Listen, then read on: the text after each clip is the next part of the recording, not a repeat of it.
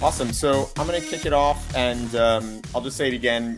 This is meant to be interactive. If anybody has questions, things they want us to cover in particular, or just wants to add any details on their own, if you have an insight or anything from your own experience, we have a lot of property management experience on this call from everybody who's attending.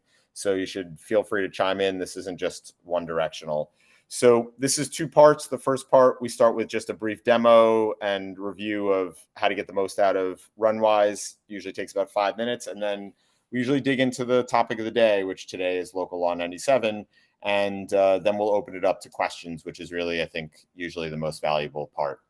So I'm Lee Hoffman. I'm one of the co-founders of Runwise. On the call, we also have Kellyanne Corrigan, who's our COO, and Matt Wilbanks, who oversees marketing. So they're waving in the background there somewhere. Awesome. So I'll kick it off. Those of you who are experts on the product will know this, and feel free to add any extra insights you have from your own usage. But this is the Runwise app, and I pulled it up to a single customer just to show you what it looks like from one view. And the first thing I want to point out here is that we find it really important to point out savings and be transparent. And we do this for a couple of reasons. So you can see this is sort of the total savings for this account. We do this for a couple of reasons. One, we want to be held accountable. You're paying us every year. We want to make sure we're delivering results, and we want you to see them. And the second is we want to know if we're not delivering results so we can make adjustments quickly. And so that's why we put this front and center. The next thing you'll see here is alerts. And this is sort of an aggregation of everything that's happening in your portfolio. So here's a very classic alert that I think is one that, maybe doesn't seem as important, but is when you actually have Runwise installed. This is domestic hot water is too intermittently high. And here you can see the water is spiking to 171. Anybody want to take a guess at why this is potentially a major problem? Any brave souls on the call that don't? First of all, the water being too hot can cause damage to the pipes. That's the main reason. Yep. Also, tenants can sue you for burning themselves, and then it just puts more wear and tear on the boiler. 100% right. And you can see Nat has been clearly managing properties for a very long time, because it sounds like he's speaking from firsthand experience. This is one of those issues that exists in just a gigantic percentage of buildings. The mixing valve breaks, and you end up getting scalding hot water going up to tenants. And what we see happened in a lot of these buildings is nothing for 10 years. And then all of a sudden, in 10 years, somebody will get into the shower, turn it on full blast, and get burned on their face, and it's $1 million lawsuit. So this is just an example of, something that you really want to, when you see this, you want to look at and make sure you fix it quickly, and just prevents really injury to tenants and more importantly, equally importantly, lawsuits for the building. So you have everything that's happening across all your buildings here. It's a way to triage what's going on in one single place. The next thing you see is we rank all of the buildings by various criteria here. So this is just a way to kind of find outliers or things that might be going wrong. So here's runtime per day, average indoor temperature, boosts and cool downs, old control, return line leaks per day. It's warm outside, so a lot of these aren't very relevant right now, but it's a good way to say, hey, this system is running a lot more than others. Let me go take a look at it. So now I'm going to jump into an individual building. So again, I'm going to point out that we show the savings front and center. We want to know if a building isn't saving so we can proactively figure out why and try to fix it.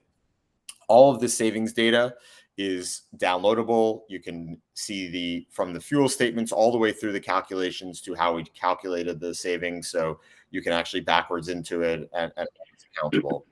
And then below that, you'll see, again, we have alerts. This building doesn't have any active alerts, but again, you have a history of all the alerts that have ever happened. And this is a great example of this building was sending 170-degree water. And then at some point since October 3rd, they fixed it, which is exactly what you want to see. Next thing I want to point out here is the thermostat for the building. So this really tells you how warm or cold is this building right now. And the idea is to simplify making changes. So instead of somebody complains and you run down to the basement and you turn the system on, forced on bypass, and then you forget and it's on running 24/7 for 4 days, we want to make it a lot simpler. And you just hit the boost heat button and you can say run an extra heat cycle, which just heats up the building for a couple hours, or you can add a degree to the day target, or add a degree to the mild weather target, or increase the night target by 1. Takes 2 seconds. You don't overheat the building in reaction to complaints. And all of these are stored in history of boosts and complaints and settings changes. So if, for example, your super is just constantly warming up the building, you're going to see it. You're going to know you can fix it. Or if somebody else is doing it, you know where it came from. As we move down, I'm going to move into what I think is really the most interesting part, which is really what's happening in the building in real time. I'm going back to February when it was actually cold to show really what the magic is. So this orange spot here, these orange spots are called indoor temperature override. I'm going to open this up again to see any of the people who are actively using Runwise. Anybody want to explain why this is the period where Runwise, where the building is saving the most money?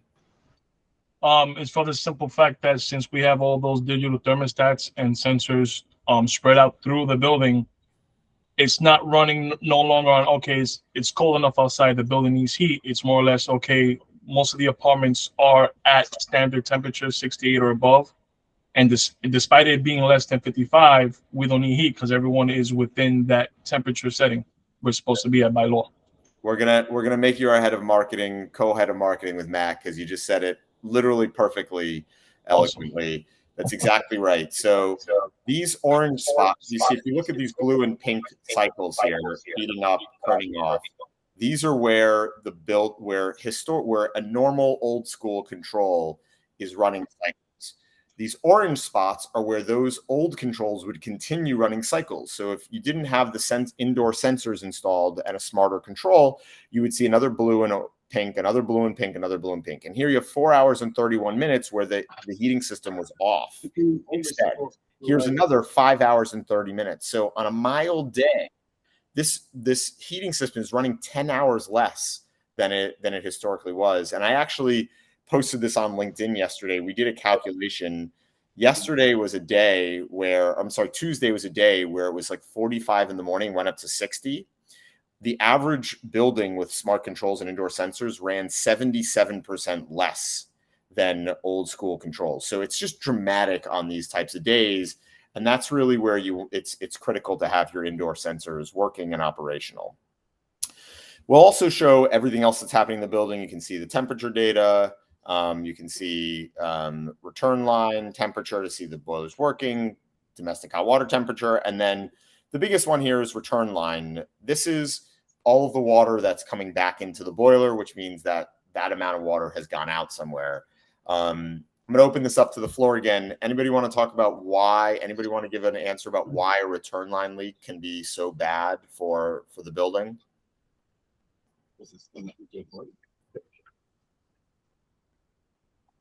Brave souls. There's a lot of reasons why a return line leak will be bad for a building. You start with water damage, depending on where it is. Start with costly because of the water usage. Property damage, depending on where the leak is. And it will destroy the boiler because at least for me in the city, most of our boilers that have you are steam boilers, and you should not constantly just be adding fresh water to it. And that's what a return line leak is going to do. That is spot on. Literally couldn't have said it better myself. Awesome answer, man. Awesome answer. Thank you. Yeah, really awesome. So that's exactly right. Extremely costly because you're paying for water, right? Every time you lose water, you have to put new water in. 2, you have to heat that ice cold water up to, if it's steam, 212 degrees over and over and over again, just using a ton of energy.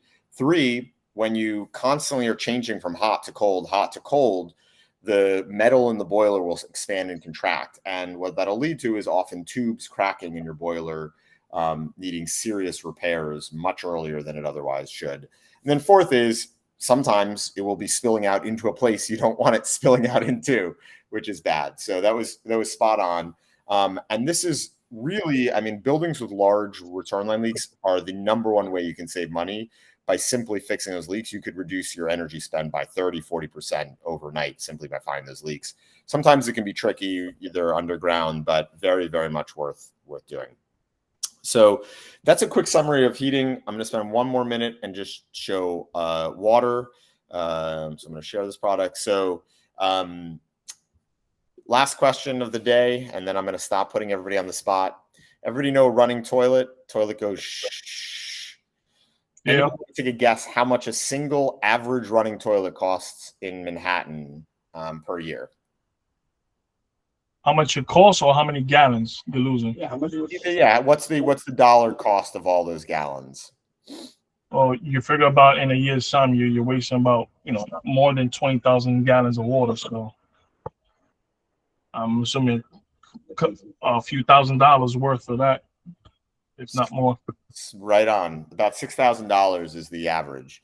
So, a 100-unit building that has 4 of these could be $25,000 in unnecessary water.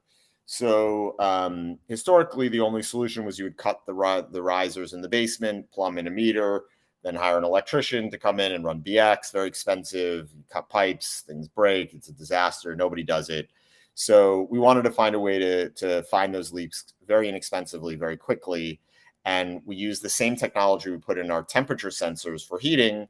And we designed a device that snaps onto risers in 5 minutes and then instantly tells you where all the leaks are in the building, which risers have the leaks. And I'll show you how this looks right here. Here you can see H bathroom line. This constant flow of red is telling you that there's basically a leak. This line shouldn't have constant flow, whereas a healthy line looks more like this, where you have these just constant on, off. And that's how we detect the leak. You go, you look at the 4 or 5 bathroom toilets, you find the one that's broken, you fix it, you save $6,000. And so, again, all of this flows into your main alerts queue here with your heating leaks. All the alerts are in one place, gives you a common way to triage everything. I'm going to stop question. there. Yes, go ahead. If you don't mind. Is that a standard feature or is that like an add-on? That's an optional add-on. feature? It's an add-on. That's But an add-on? if you have Runwise, Okay. it's a relatively low-cost add-on because it works with the same Okay. control, same wireless sensors. We're installing a handful of additional devices. Gotcha. Quick Okay. question, Lee. These particular devices, because I kept looking at the DP monitoring system, and good thing you popped it up. Yep. With the different lines. How is that? What's the process for that to install those particular sensors?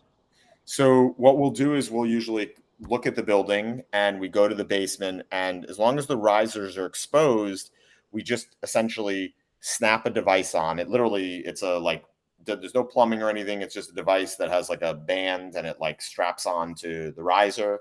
And then we essentially hit test and then we move to the next riser.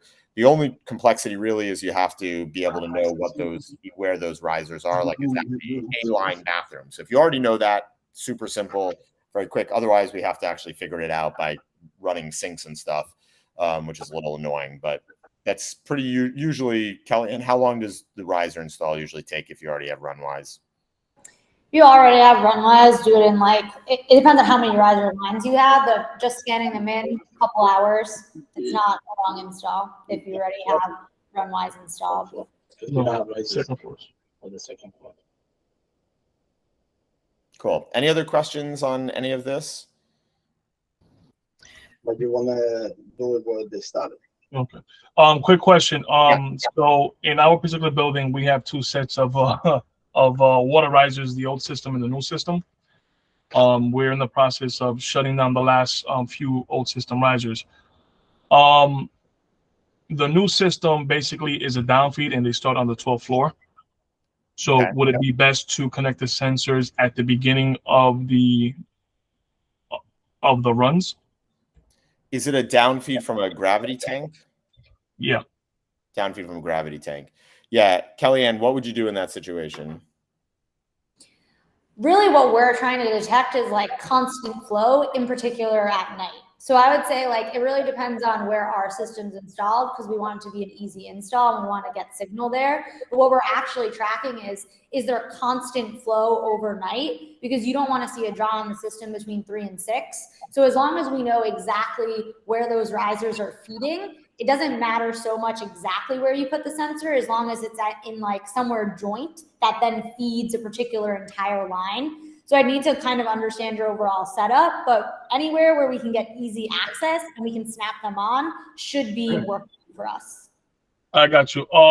I guess Kelly, if you can put your email in the chat, and I can send to you and Lee a PDF of my riser diagram for all the floors, starting from the basement up to the penthouse. Yeah, that would be And perfect. this is something that I definitely want to bring to management and the board's attention, because it would definitely help us. Awesome. Yeah. Yeah. Happy to take a look at it. And I'm sorry, because I know you want to move on from this. No, how does the sensor actually work? Like, I know you snap it onto the riser, but exactly how does it operate to sense the flow? This is sort of our unique secret sauce for it. We don't try to install a flow meter, because a flow meter requires a lot of power. The ultrasonic ones are like thousands of dollars and require power, and we don't want to run BX cables and all the expensive stuff. So what we came up with was a pretty innovative concept. We put a temperature sensor. The device that we install has a temperature sensor that goes in contact with the pipe, and then a second temperature sensor there's insulation between, that's in contact with the air. And so what we're constantly looking at is the rate of change of the temperature of the pipe versus the air. And a pipe that has constant flow, as you can imagine, is going to stay a much more constant cold temperature. Whereas a pipe that has flow and then it's off, flow, off, the temperature of the pipe is going to go up and down relative to the air temperature. Does that make sense? Gotcha. Yeah, no, it does. So it's not measuring the amount of water, it's just measuring change in temperature. It's literally just measuring the relative. It's the rate of change of temperature of the pipe versus the air. And again, we can estimate like some reasonable amount of gallons out of it, but that's not really what we care about. We just want to know, is there constant flow in a riser? Because if there's constant flow, then we know there's a leak and we can go fix it. Cool. Any other questions on anything I've shown so far? Great. I'm going to switch over to Local Law 97. So let me pull up this for 1 second. Go. Great. So Local Law 97 is obviously a pretty hot topic right now. It's going into effect in, if I do the math right, about 65 days. So it's definitely coming up.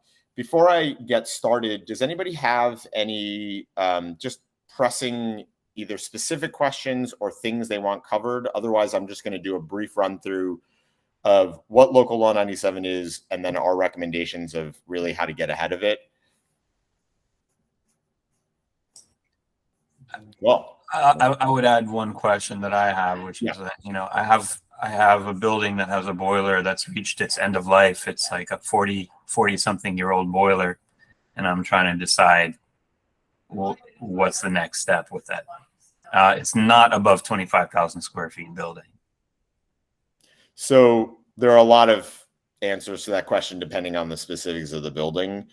The most usually economically reasonable approach is to try to downsize the boiler and put in a much more high efficiency gas boiler. And for most buildings, depending on where you are, and by the way, is it steam or hydronic? Steam. Steam. Okay. Yeah. For steam particularly, there's really no great path for steam to electrification right now. So into most situations, it's put in a new gas-fired boiler, smaller, more efficient, and really do the basic stuff like in that you already have Runwise installed, and you have temperature sensors. Make sure your venting, your insulation, all of that stuff is done. You have LEDs. In most buildings, that should put you in a pretty good place long term. If it's under 25,000 feet, you're even in better place because there's not even regulation announced for under 25,000 square feet right this second. So you have some time before they probably start really implementing it and cracking down on it.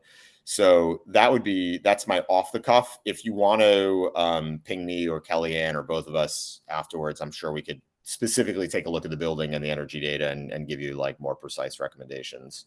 Kellyanne, anything you want to add there? Actually, No, I think we got it. Yes. can I throw something in? Yeah. Go Hey, for it. Devonshire. How do you say it? Devon? Just so you know, if you're in the city, I'm in the city. I specialize in steam and do a lot with Runwise. I can send you my contact and I can help take care of the building. We've used Runwise along with a lot of the master venting and retrofitting to fix a lot of the building scores throughout the boroughs. I think it was Nat who asked the question. I appreciate that, man. Thank you. No problem. Cool. All right, it is. Cool. All right, I'm going to get started with this. So we're going to do a quick overview of the laws, and then we're going to move into like our recommendations. There are three main laws here. I mean, they're basically the older laws, which we know about, which are the energy grades and the audits and retro commissioning. And then really, I think what we're mostly interested in is Local Law 97. And really the goal of Local Law 97 in most cases is really to get buildings to do what they probably already should have been doing from a financial and just general managerial perspective. From the vast majority of buildings, you'll find that a lot of the measures that you need to do to get ahead of even 2030 or mid 2030s are kind of common sense, like high ROI measures. As you get past that, it gets much trickier. But generally, that is the spirit, I think, the spirit of the law. And I think that comes out in the data. Right now, roughly 88% of buildings are already compliant for 2024. That number shifts to about 40% for 2030. But a lot of buildings are already taking basic measures. And for most buildings, those basic measures will have a pretty big impact on their 2030 score. So I'm going to dig into this a little bit more.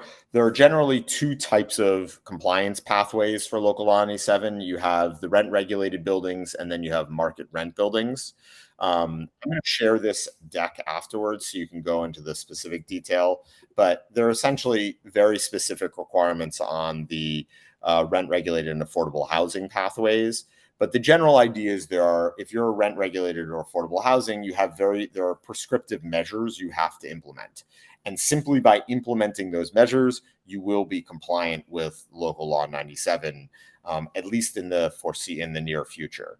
For market rate buildings, it's a little bit more complex, and you have to basically, these are the prescriptive measures I was just talking about. For market rate buildings, it's a little bit more complex, and you have to actually reduce your GHG score. The GHG is basically your carbon output score. Again, most buildings, the vast majority, are compliant through 2024. For 2030, a lot more aren't compliant. However, there's a clear path for free market buildings and for rent stabilized buildings to getting compliant through 2030. It involves just a handful of very direct measures. And to explain them, I just want to show you sort of like how the GHG is calculated. And if you look at most buildings in New York City in cold places, you'll see that virtually 80% of the energy is coming from the boiler room. So this is a huge amount of energy. So by simply doing things that can reduce your energy usage in your heating plant, you can make a huge dent on your GHG, which would put you in compliance with Local Law 97.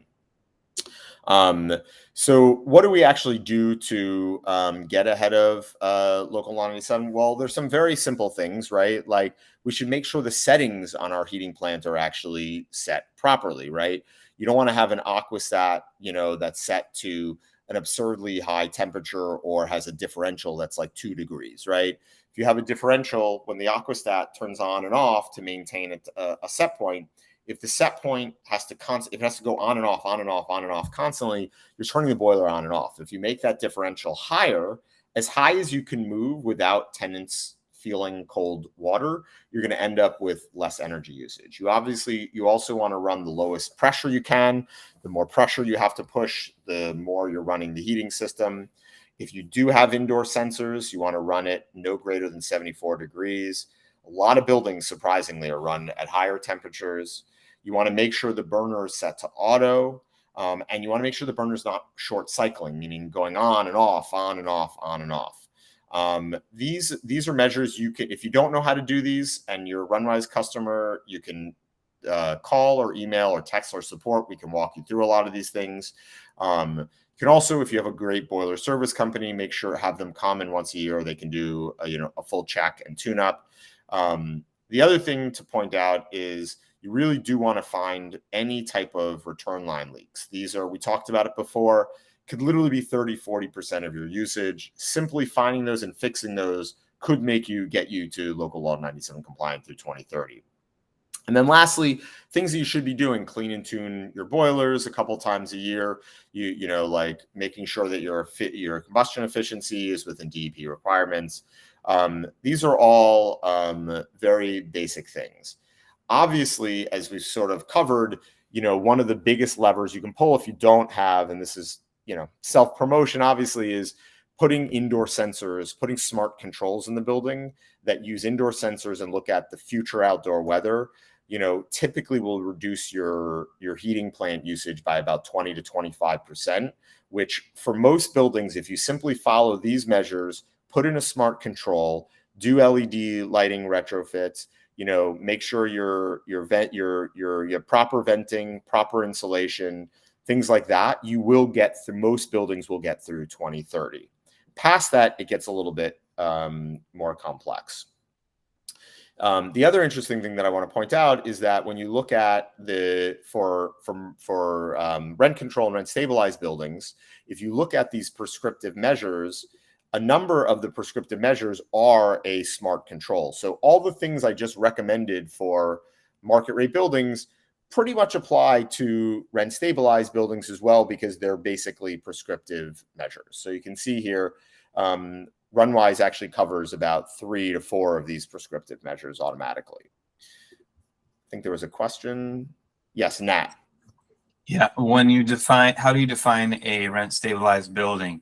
Because I have multiple buildings that are registered with the DHCR, but it's only less than 50% of the units are actually rent stabilized. So this is the master chart that defines exactly what your compliance pathway is. I'll send this to you afterwards. I don't want to read the whole thing through, but they're very do a quick shorthand is like, if you have between 1 and 35% of your units are rent stabilized, you have an extra year to file essentially. And if you're greater than 35%, then you have the option to do the prescriptive plan. And then like Lee said, we can send you the details. Yep. Cool. And we're going to send all of this out afterwards, but it's a good question. So I guess the question is why act now? I mean, it's pretty obvious. Obviously, this is going to affect very, very shortly. Data. So first off, it takes time to measurably reduce your energy usage, right? If let's say you are ahead of 2024, but you're not ahead of 2030, why should you bother caring now? Oh, I got 6 years, right? Well, there are a couple of reasons. The first is, once you put these measures into place, it could take a full heating season or 2 to actually see those measures reduce your energy usage. So you might be in 25 or 26 before you actually have the data that's putting you ahead of compliance. The second piece, and this is really, I think the heart of it is, most of the measures I just described, whether it's a smart control or master venting, insulation, making sure your set points, they're all things that are going to save you money and make your life a lot easier. So they all pay for themselves pretty quickly. And the net result is you get more operating budget back every year. If you can add, as an example, $5,000 or $10,000 to your operating budget for the next 5 years straight, that's $25,000 to $50,000 that you can use in 2030 to do more complex, more costly measures that will be required for 2036 through 2040. So the earlier you start, the more budget you're getting back. Obviously, fuel costs are also high. So, and labor costs are high. So anything you can do to reduce your energy usage and to reduce your labor costs are going to be net accretive to the budget.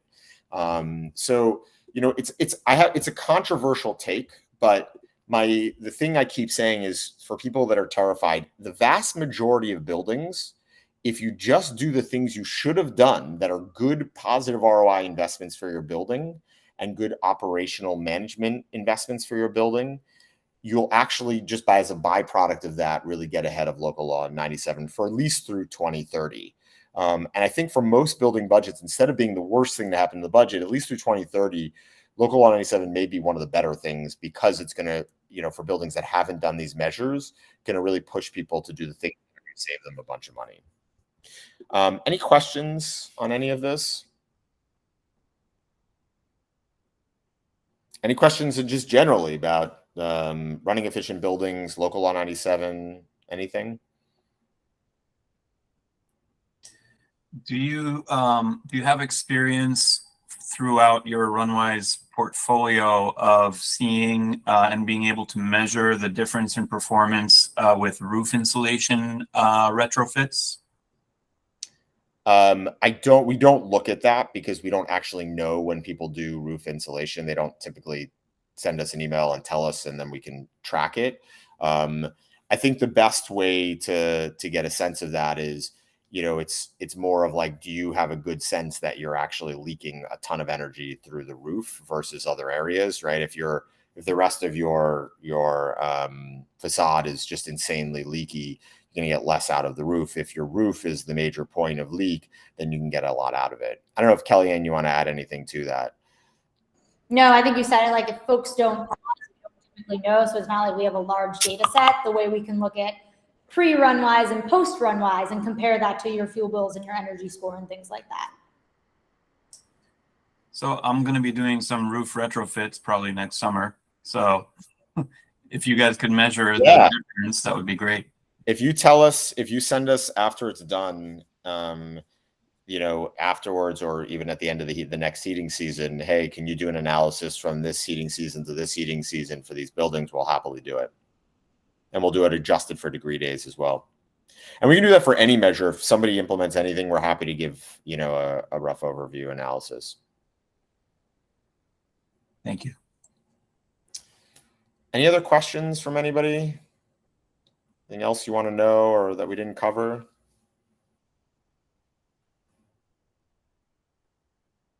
Awesome. We do this every couple of weeks. We have a different topic every week, every couple of weeks. If there's any questions or any topics you want us to cover, let us know. And as always, our support team is available 24/7, 365.